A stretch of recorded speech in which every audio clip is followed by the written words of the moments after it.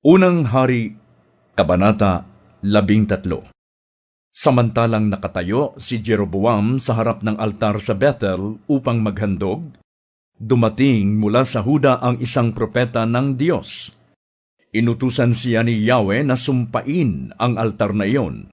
Wika niya, "Altar, o altar, pakinggan mo ang ipinapasabi ni Yahweh. Isisilang sa angkan ni David ang isang lalaki na papangalanang Josias. Papatayin niya sa ibabaw mo ang mga pari ng sagradong burol na naghahandog ng mga hain sa ibabaw mo. Pagsusunugan kaniya ng mga buto ng tao."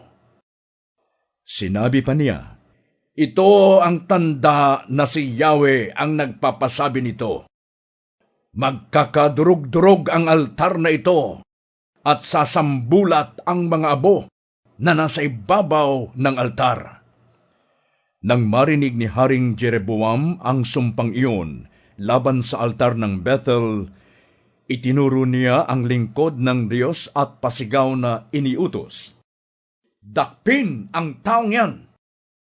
Ngunit biglang nanigas ang kanyang kamay na itinuro sa lingkod ng Diyos, at hindi niya maikilos iyon. Noon day nagkadurog-durog ang altar at sumambulat nga ang mga abo na nasa ibabaw ng altar, gaya ng ipinahayag ng lingkod ng Diyos.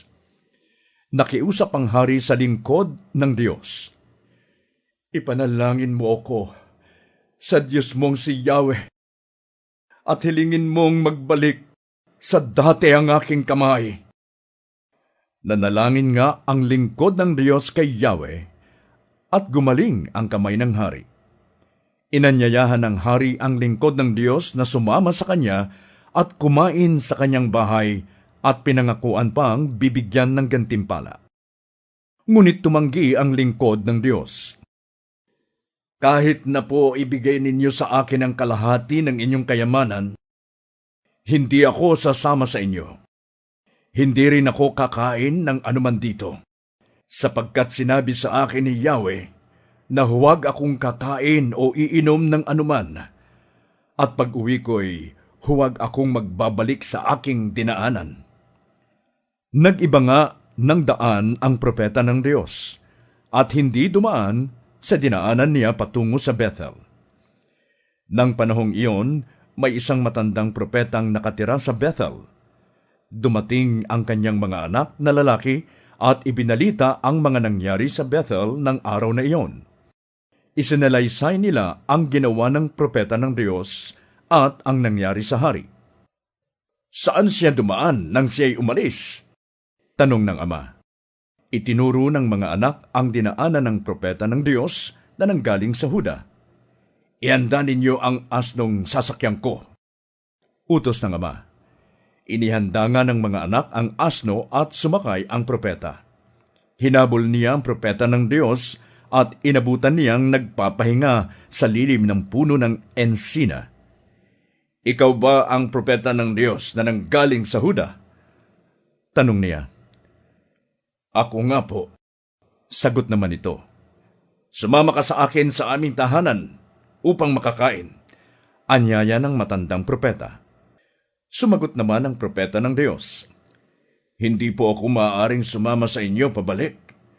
Hindi rin po ako maaaring kumain o uminom ng anuman dito, sapagkat ganito ang utos sa akin ni Yahweh, huwag kang kakain o iinom ng anuman doon, at huwag ka ring babalik sa iyong dinaanan. Propeta rin akong tulad mo, at sinabi sa akin ng isang anghel na inutusan ni Yahweh na dalhin kita sa bahay ko upang pakainin at painumin." Wika ng propeta. Ngunit nagsisinungaling lamang ang matandang propeta. Sumama nga sa kanya ang propetang galing sa Huda. Kumain siya at uminom sa bahay ng matandang propeta. Habang sila'y kumakain, dumating sa matandang propeta ang isang pahayag mula kay Yahweh. Kaya sumigaw siya sa propetang galing sa Huda, "Ganito ang ipinapasabi ni Yahweh, sinuway mo ang aking utos. Bumalik ka sa iyong dinaanan at kumain ka at uminom dito sa lugar na ipinagbawal ko sa iyo. Dahil dito, ang bangkay mo ay hindi malilibing sa libingan ng iyong mga magulang." Nang sila'y makakain, naghanda ang matandang propeta ng asnong masasakyan ng propetang galing sa Huda. Sa kanyang pag-uwi, nakasalubong niya ang isang leon sa daan at siya'y pinatay nito. Nahandusay ang kanyang bangkay sa tabi ng daan at binantayan ng leon at ng asno. May mga taong napadaan doon at nakita nila ang bangkay sa tabi ng daan at ang leyong nakabantay. Ibinalita nila sa bayan ang kanilang nakita at nakarating ang balita sa matandang propeta. Nang marinig niya ang nangyari ay kanyang sinabi, "Iyon ang propeta ng Diyos na lumabag sa iniutos sa kanya ni Yahweh. Kaya't pinabayaan siya ni Yahweh na makasalubong at lapain ng leon."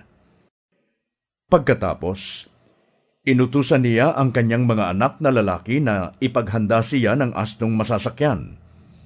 Umalis siya at nadatnan ang bangkay sa tabi ng daan. Nakabantay sa tabi ng bangkay ang asno at ang leon. Hindi nito kinain ang bangkay at hindi rin nito ginalaw ang asno. Isinakay ng matandang propeta ang bangkay sa kanyang asno at ibinalik sa bayan upang ipagluksa at ilibing. Sa sariling libingan ng propeta, inilibing ang bangkay ng propeta ng Diyos. "Kawawa ka naman, kapatid." Panaghoy niya.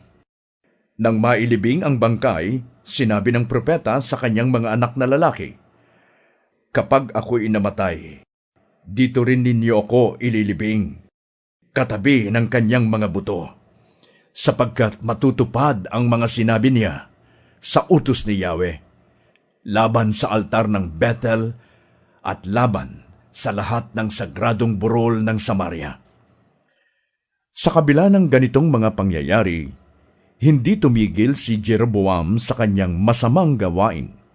Patuloy pa rin siya sa paglalagay ng mga paring hindi mula sa lipi ni Levi. Sino mang may gusto ay ginagawa niyang pari ng mga sagradong burol. Dahil sa mga kasalanang ito ni Jeroboam, naubos ang kanyang angkan at hindi na muling naghari.